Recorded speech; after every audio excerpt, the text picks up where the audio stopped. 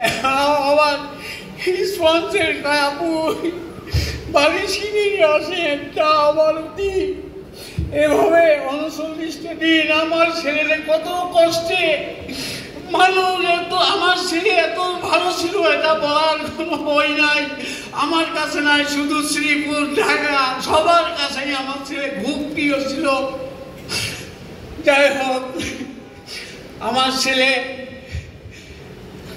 যে মারা গেছে 27শে আগস্ট রোজ মঙ্গলবার, আর গুলি খেয়েছিল 18 জুলাই গেছিল আমার ছেলে, 19 জুলাই আমার ছেলের গুলি লাগে।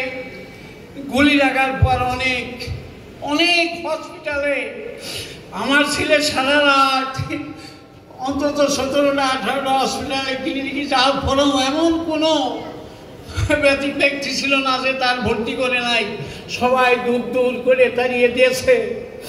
আমার ছেলে অবশেষে সকাল 8টায় বক্ষব্যাধি হসপিটালে ভর্তি হওয়ার পরে ওখানে 17 দিন থাকলো। তারপরে ইবনে সিনায় গেল। আমরা অনেক চেষ্টা করেছিলাম যে আমার সর্বোচ্চ বেশি আমি বিদেশে আমার ছেলে চিকিৎসা করব, কিন্তু আমাদের আসলে আমার ছেলে জানেন আমাদের এত টাকা কোথায় পাবো। তারপরেও আমার ছেলে ওর সঙ্গে একজন ঢাকা সিএন আছে, বলছে কি যখন ভালো হলো গুলি বের করলো তখন সবার কাছে বললো আপু আমার এখানেই ভর্তি করো, তাই ভর্তি করা হয়েছিল। সকাল 10টায় আমার ছেলে ভর্তি হয়।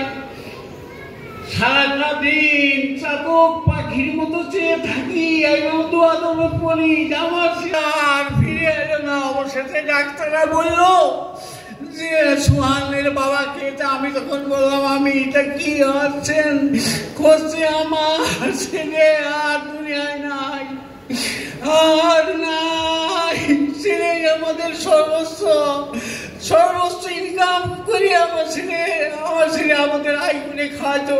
এখন আমি অসুস্থ, আমি কিচ্ছু করতে পারি না, আমার হাট বলো। তা যাই হোক, আপনারা সবাই আমার ছেলে তো চলেই গেছে, আমার ছেলের প্রতি সবাই দোয়া করবেন, আমার ছেলে যাতে ব্যস্ত নসিব হয় এই আশা ব্যক্ত করেই আসসালামু আলাইকুম। জাতীয়বাদী দল জিন্দাবাদ। অনুভূতি প্রকাশের জন্য ধন্যবাদ জানাচ্ছি শহীদ সোহান শাহের পিতা শাহ সিকান্দার ওনার প্রতি। এ পর্যায়ে শহীদ সোহান শাহের স্ত্রী শম্পা খাতুন পিতার অনুভূতি প্রকাশের জন্য মঞ্চে আহ্বান জানাচ্ছি।